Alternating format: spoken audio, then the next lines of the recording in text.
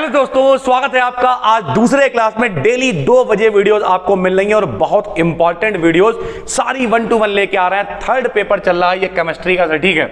और 3 वीडियोस आपको मिलेंगी, 3 केमिस्ट्री की, 3 फिजिक्स की। आज का अपना टॉपिक है डी ब्रोगलीज इक्वेशन। मेरे भाई बहुत ध्यान से समझना, ये भी आपको लॉन्ग में मिल सकता है, डी ब्रोगली इक्वेशन और इसका एक्सपेरिमेंटल वेरिफिकेशन, जिसे 2 लोगों ने किया था, डेविएशन और जर्मर ने, सर, ठीक है। ध्यान से समझिएगा। देखो भाई, सबसे पहले तो आपको यह समझना पड़ेगा ये वेव क्या होता है और पार्टिकल क्या होता है। बहुत आराम से समझो यार, खाली आदमी हम, ठीक है, आराम से समझाते हैं। देखो भैया, एक है वेव और एक है पार्टिकल, ठीक है भैया। आपसे कोई कहे बताओ ये चीज पार्टिकल से मिलकर बनी है या नहीं, तो कोई भी वो चीज जिसमें मास होता है, क्या होता है, मास। मास बोले तो द्रव्यमान। जैसे ये मेरे पास अगर पेन है तो इसमें द्रव्यमान है, इसका मतलब ये पार्टिकल से मिलकर बना है। मान लिया ये माइक, इसमें कुछ ना कुछ द्रव्यमान तो होगा ही, मतलब पार्टिकल से मिलकर बना है। ये चश्मा, इसका मतलब पार्टिकल से मिलकर बना है। इसका मतलब कोई भी वो चीज जिसमें द्रव्यमान है, यानी जिसमें मास है, उससे वो काहे से मिलकर बना है, पार्टिकल से मिलकर बना है, ठीक है। और जिसमें वेवलेंथ होती है, सर जी वेवलेंथ क्या होती है, तो भैया वेवलेंथ का मतलब ये होता है तरंग दैर्घ्य। सर जी तरंग दैर्घ्य क्या होती है, सरल भाषा में कहें तो प्रकाश के द्वारा 1 सेकंड में चली गई दूरी को उसकी तरंग दैर्घ्य कहते हैं। यानी 1 सेकंड के अंदर किसी तरंग के द्वारा जो दूरी तय करी जाती है उसे हम लोग तरंग दैर्घ्य कहते हैं, ठीक है। तो वेव क्या होती है, जिसमें वेवलेंथ होती है, और पार्टिकल क्या होता है, जिसमें मास होता है। 2 चीजें हैं यहां पर, एक बताओ क्या है, वेव, और एक क्या है, पार्टिकल है। मेरे भाई कितनी चीजें हो गई बताओ, 2। एक क्या हो गई, वेव, एक क्या हो गई, पार्टिकल, ठीक।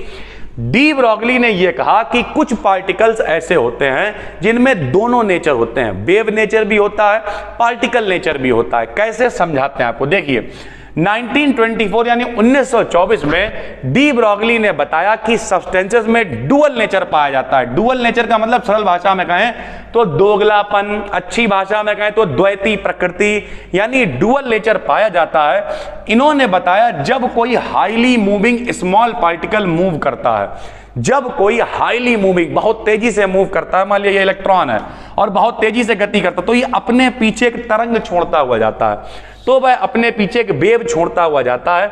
अतः इसमें वेव और पार्टिकल दोनों प्रॉपर्टीज प्रेजेंट होती हैं। इन पार्टिकल्स की वेवलेंथ के लिए इन्होंने एक इक्वेशन प्रस्तुत की जिसे डी ब्रोगली इक्वेशन कहा गया, ठीक है भाई।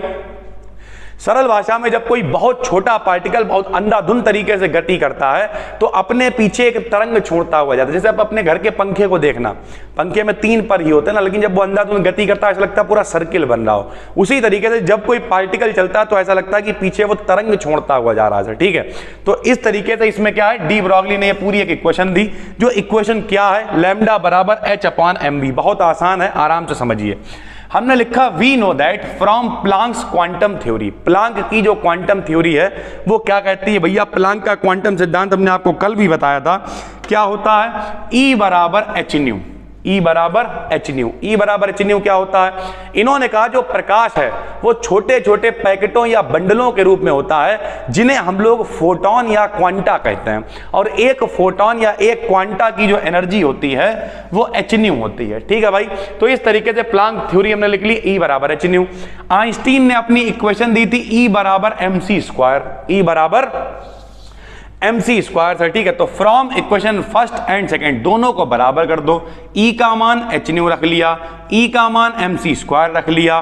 फार्मूला होता है न्यू बराबर c/लैम्डा। न्यू की जगह पर रख दिया हमने c/लैम्डा। एक c से एक c कैंसिल हो गया, लैम्डा को ले आएंगे ऊपर, mc को ले जाएंगे नीचे, तो फार्मूला हो जाएगा लैम्डा बराबर h/mc। ये देखिए आ गया, लैम्डा बराबर h/mc। चूंकि पार्टिकल का नेचर वेव जैसा होता है अतः c को हम लोग v भी लिख सकते हैं, क्योंकि एक्चुअल में है क्या, c for velocity of light, c for velocity of light. और प्रकाश की चाल कितनी होती है, 3 × 10⁸ मीटर प्रति सेकंड। लेकिन पार्टिकल और वेव दोनों नेचर है, तो c को हम लोगों ने मान लिया कि जो वेग है वो हम कैसे लिख लेंगे, v से। तो हमने फार्मूला लिख दिया c की जगह पे v, मतलब फार्मूला आ गया लैम्डा बराबर h/mv। लैम्डा बराबर h/mv mv। मेरे भाई m माने द्रव्यमान और v माने वेग। द्रव्यमान गुणे वेग को कहते हैं संवेग। इंग्लिश में कहें तो मास इनटू वेलोसिटी होती है मोमेंटम। तो momentum p equals to mv होता है। mv की जगह पे p रख दिया, मतलब लैम्डा बराबर h अपॉन p हो गया। जो इक्वेशन 4 है और इक्वेशन 5 है, इन दोनों इक्वेशंस को ही हम लोग कहते हैं डी ब्रॉगलीज इक्वेशन। ठीक है भाई, यहां पे हमने लिख दिया कि इक्वेशन 4 और 5 को हम लोग डी ब्रॉगली इक्वेशन कहते हैं। उसके अलावा हमने ये भी लिख दिया कि लैम्डा का मान जो है वो किस पे निर्भर कर रहा है, पी पे। किस पे निर्भर कर रहा है, बी पे। यानी लैम्डा का मान मोमेंटम के जैसे जैसे वेलोसिटी आप बढ़ाते जाओगे वैसे वैसे तरंग दैर्घ्य आपकी कम होती जाएगी। ठीक है भाई, और दिखाते हैं। यह इक्वेशन सभी हैवी और लाइटर पार्टिकल्स के लिए अवेलेबल होती है। इसकी पीडीएफ आपको कहां मिलेगी? इसकी पीडीएफ आपको मिलेगी टेलीग्राम पे। टेलीग्राम पे जाके आप बी डिकेडियन बीएससी सर्च करेंगे। बहुत जल्द हम लोग वेरीफाई भी कराने वाले हैं उस चैनल को। फिलहाल 20,000 के करीब लोग उस पर जुड़े हुए हैं। आप जाएंगे, सर्च करेंगे और जुड़ जाएंगे। उसमें सारी पीडीएफ नाम से ही पड़ी हुई है, तो आपको कोई दिक्कत नहीं होगी, आप ढूंढ लेंगे। ठीक है, साथ साथ पेपर में जब ये आएगा तो पूरा पूछा जाएगा। एक्सपेरिमेंटल वेरिफिकेशन भी पूछेगा आपसे अगर लॉन्ग में आता है तो, या फिर अलग से पूछ सकता है डेविएशन जर्मर एक्सपेरिमेंट क्या होता है। बहुत आसान है, सुनिए। इसे समझने के लिए पहले ये चित्र देखिए सर। ठीक है, ये इलेक्ट्रॉन की एक बीम है।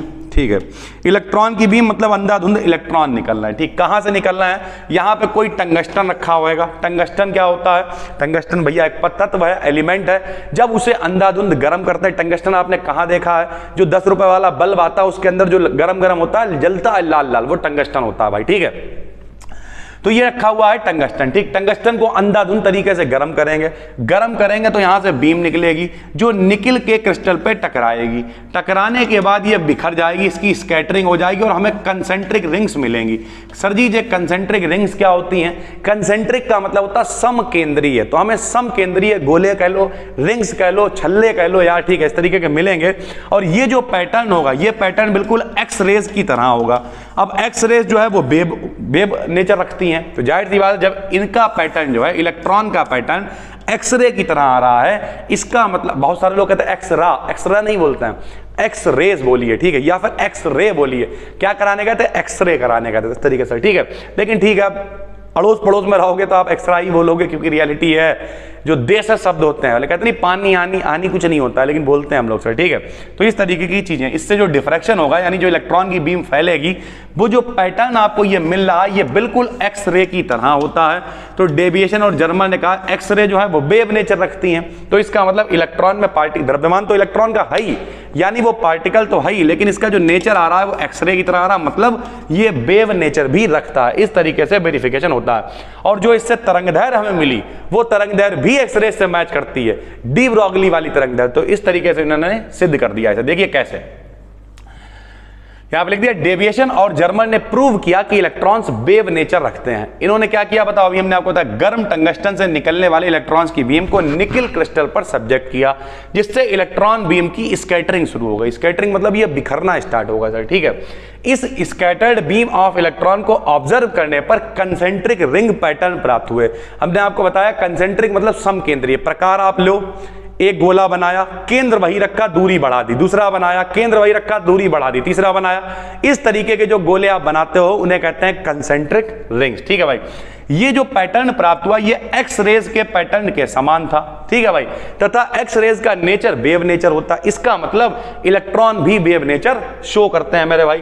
तथा इस पैटर्न से प्राप्त वेवलेंथ डी ब्रॉगलीज इक्वेशन से प्राप्त वेवलेंथ के समान होती है। तो दोनों की वेवलेंथ सेम है, सब कुछ सेम है। इससे सिद्ध होता है कि डी ब्रॉगली जो इक्वेशन है वो ठीक कह रही है, और इलेक्ट्रॉन में पार्टिकल और वेव दोनों का नेचर होता है मेरे भाई। ठीक है, तो ये पेपर में आपको लॉन्ग में मिल सकता है, इसकी आप प्रैक्टिस करें, चित्र बनाएं, एप्लीकेशन को डाउनलोड कर लो। ठीक है, अभी नहीं, लेकिन जब ये सारे नोट्स कंप्लीट हो जाएंगे तो एक ही में इकट्ठे करवा के स्टडी मटेरियल में डलवा देंगे। फिलहाल अभी ये पीडीएफ हम शेयर कर देते हैं, और लिंक भी कहां पे? टेलीग्राम पे जाके सर्च कर लीजिएगा, बी डिकेडियन बीएससी। पहले से जुड़े हुए हैं, बहुत अच्छी बात है। नए हैं तो चैनल को सब्सक्राइब कर लें, पुराने हैं नोटिफिकेशन बेल को ऑन कर लें। वीक में 3 वीडियोस केमिस्ट्री की और 3 फिजिक्स की ला ही रहे हैं, और कोशिश रहेगी ज्यादा से ज्यादा कंटेंट डिलीवर करने, क्योंकि बच्चों के पेपर हैं। तो दोस्तों टेंशन ना लो, बस नोटिफिकेशन को ऑन करके रख लो, जैसे ही 2 बजे वीडियो आए देखो मस्त तरीके से। बाकी हम मिलते हैं आपसे एक और वीडियो में, तब तक के लिए धन्यवाद।